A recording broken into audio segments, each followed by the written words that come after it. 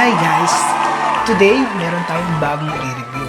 So last time, kung naalala nyo, ang ating ni-review is ang Athens version ng A Midsummer and Mixed Dream na photobook. So today, yung next nating i-review is ang Forest version niya. So I think mas maganda to kasi nakita ko na to sa sa web bago ko pa siya in order. So ang ganda ng makakuha dito, pero iba pa rin pag nakita natin siya personally. So tara, buksan na natin.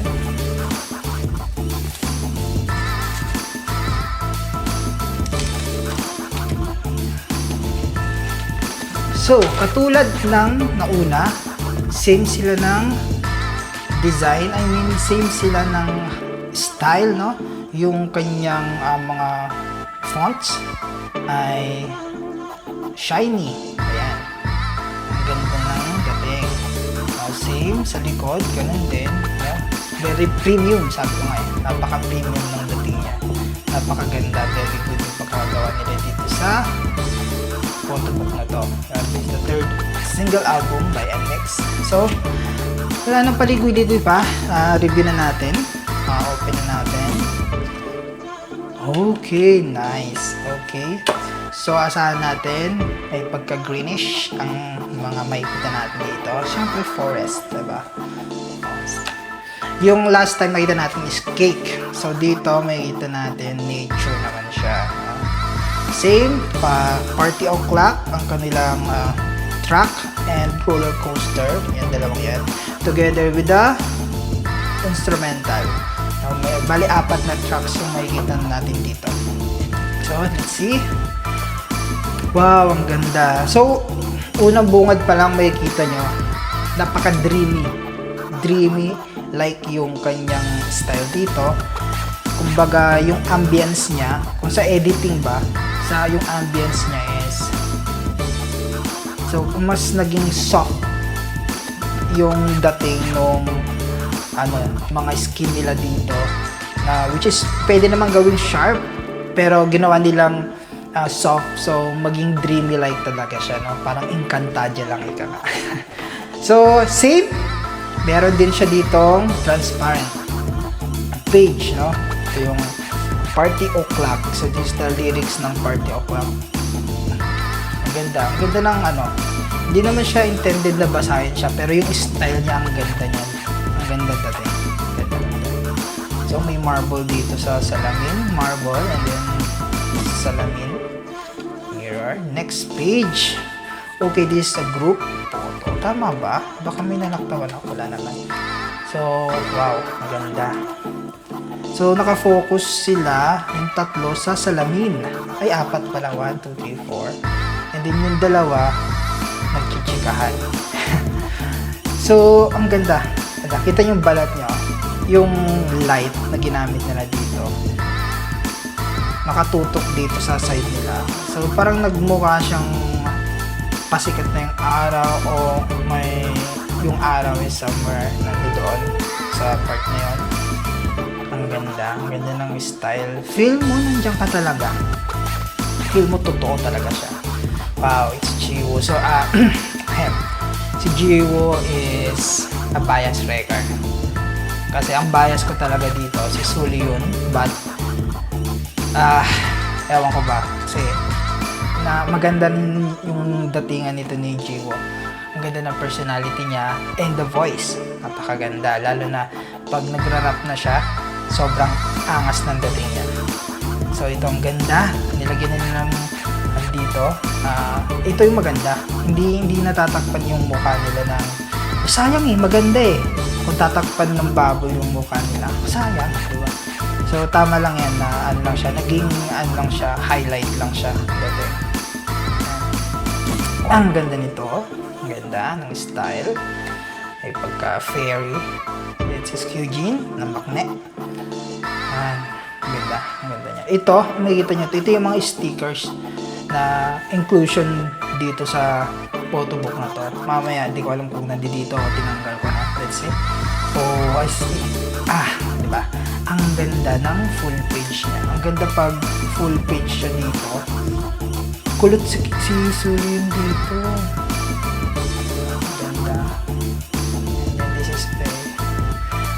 like this. Hindi kumaharang sa mukha yung mga plants. Ang ganda. This is the best. This is the style na gusto ko talaga. Minsan pag kumukuha ako, mas gusto ko yung ganitong style kasi mas na-emphasize yung beauty and yung mismong model. No? Ang ganda. Sobra. I like this. Kasi ito na, dito niya pala binuhos lahat eh. Ang ganda oh. Yan o. The leader. Si Ewan. And Lily.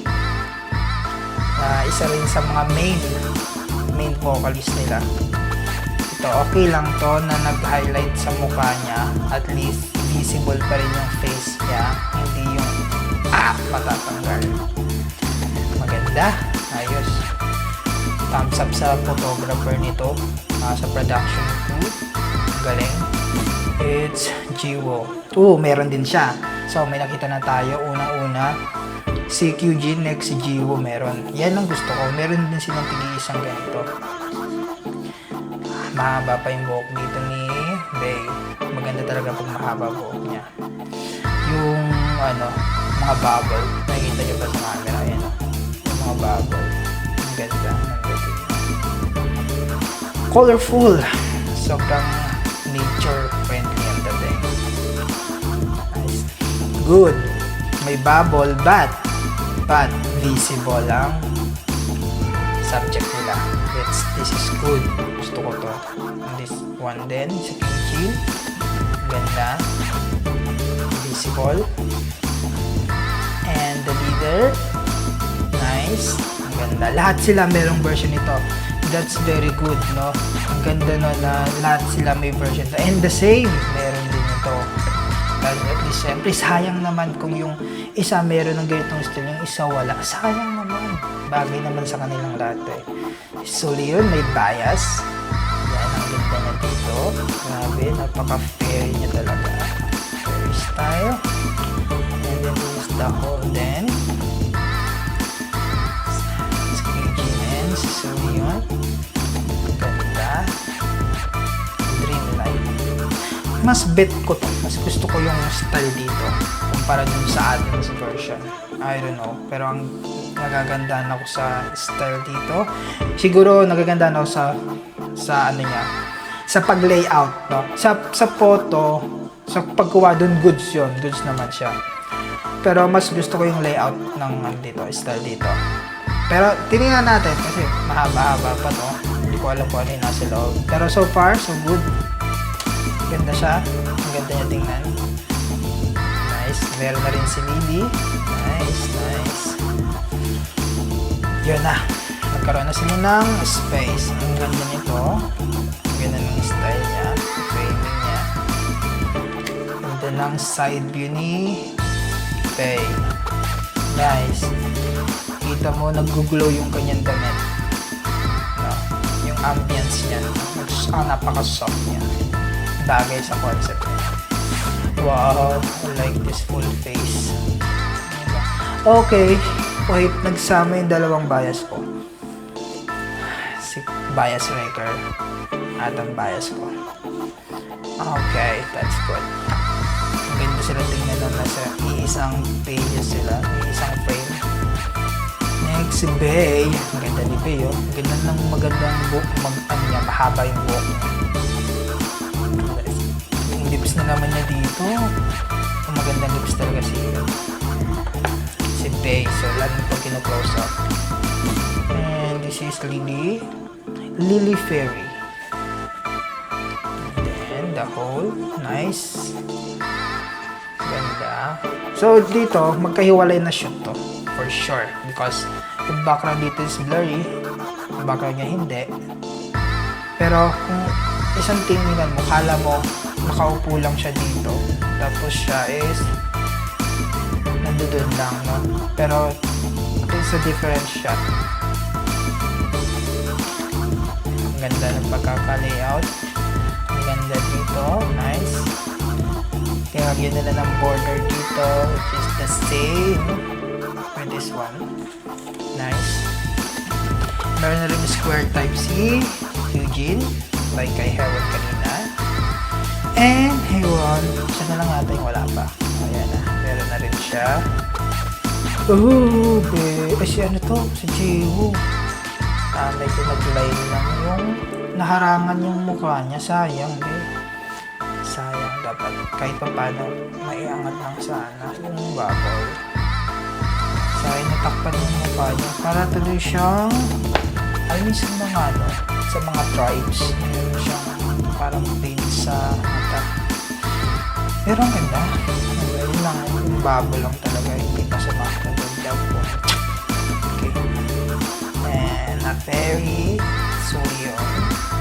Ganda. Para siyang naliligaw or naaamin sa paligid. Okay. Ewan ko, pero parang ang off lang ng pagkakalagay dito. Siya naginitna na lang. Ginitna na lang siya. This is okay, finul nila. Maganda to, naka-full. Lalo na siya, full face. Mas good sa akin. Next, wow. Okay, I think bagong concept na to. Bago na. May pagka-bluish na dito. Tapos yung kanilang mga suot, hindi na colorful, naging white and with silver. At may mga candles na sila. I think it is indoor na to. Okay, may bintana na rin. Okay, tingnan natin. And this is the second track nila, the roller coaster.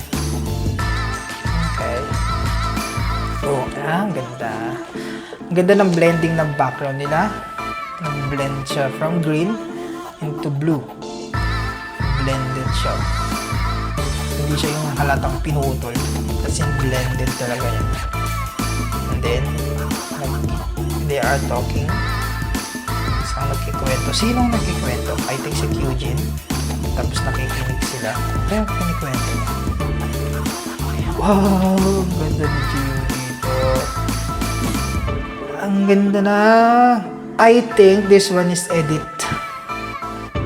In-edit to, pinasukan to ng flare. Lens flare. Hindi siya mukhang natural for me. But it's okay. Ganda naman siya.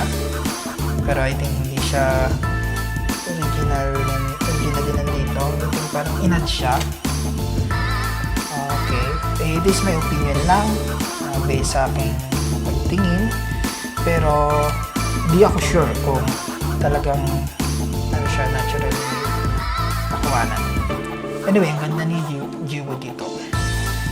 And then this is Haewon. Ang ganda ng background niya.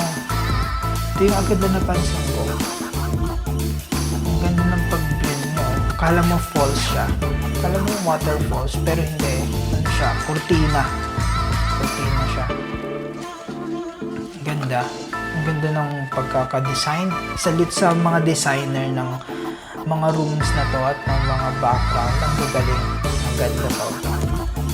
Ayan, no? Ang ganda. Sleevy. Para siya nagdadasal. May tinitingala siya. And then, this one, nag-modeling siya. Tingin siya sa camera.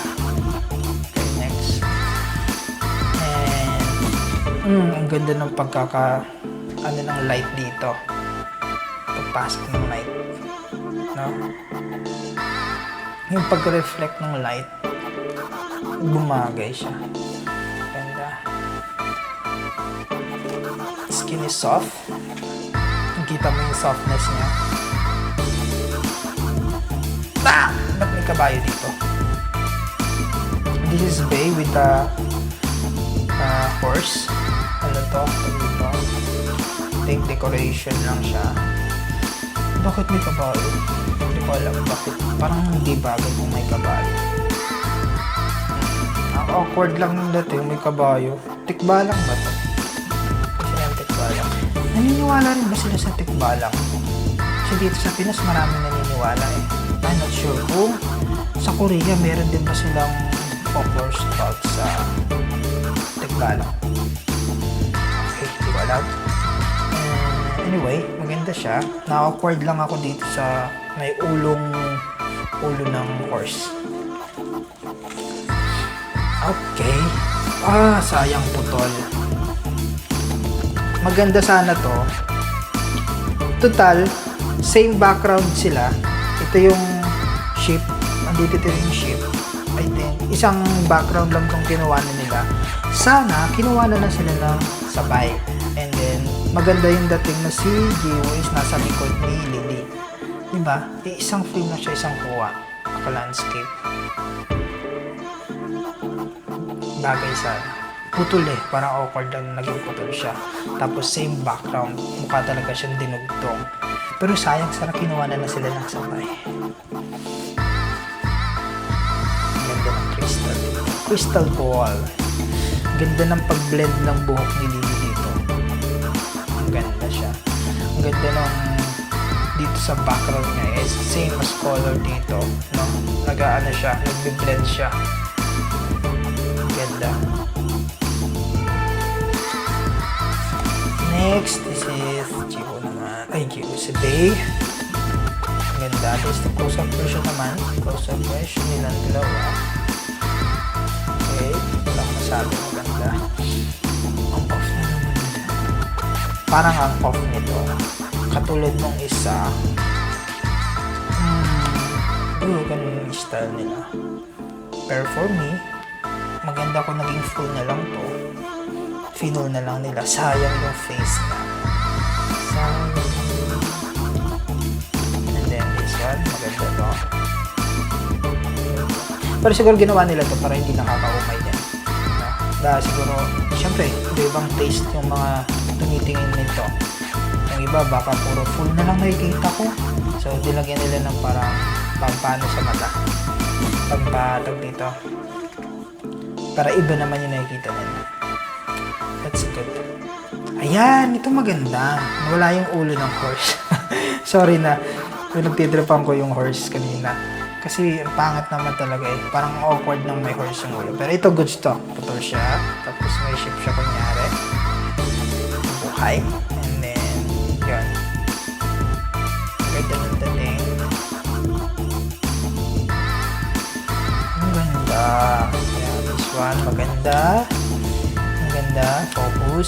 Ganda ng full body. Focus and full body. Nice. Ang ganda niya. This one is good. Yan, gusto ko to. Kahit pa paano may border siya dito. Hindi siya yung parang sagad na sagad siya. Okay to. Goods to sa akin. Ang ganda yung dating. And then, this one, maganda doon. Maganda. Okay, maganda ka talaga. And, isa baba. Ang ganda ng full body ni dito, full body. Ang ganda ng half body dito ni Haewon. Innocent ang dating. And this is the center. May framing siya. Good. Si Lily. Nice. Ang ganda. Uy, may ulo dito. Ay, may mata. Wala. Sino ba to? Based on my I think si Jiwoo to. Tingin ko siya rin to. Pero hindi sila naglalagay ng same pages na same model. Yun ang napapansin ko. Lagi magkaiba. So, kung hindi ito si Jiwoo, sino to? Anyway, ipata natin. So, ang ganda.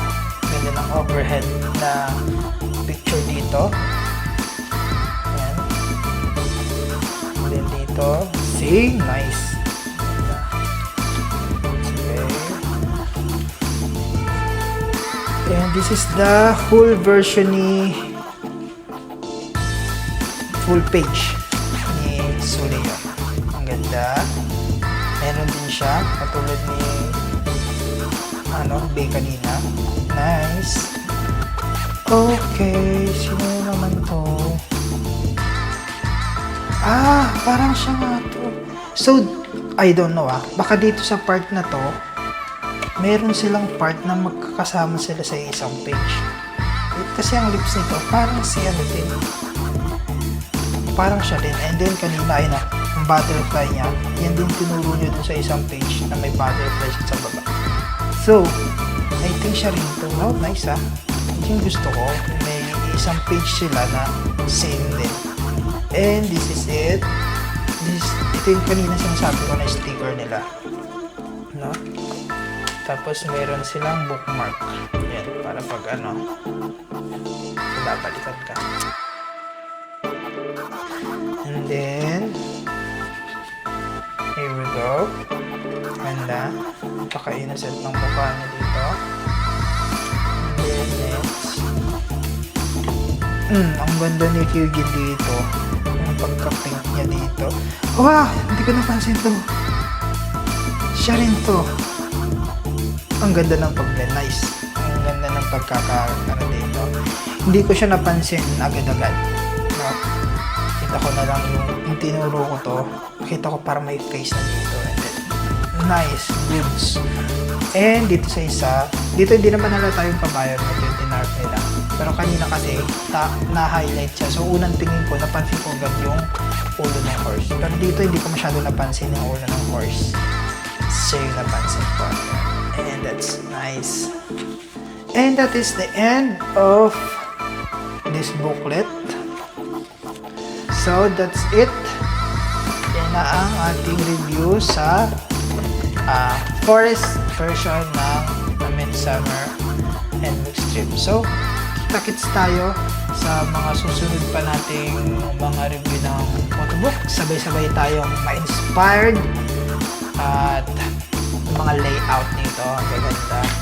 So, thank you so much sa mga magagaling nating photographer dyan, sa mga mga K-pop. So, nakaka-inspire kayo ng sobra. So, next time, abangan natin yung aking susunod na i-review.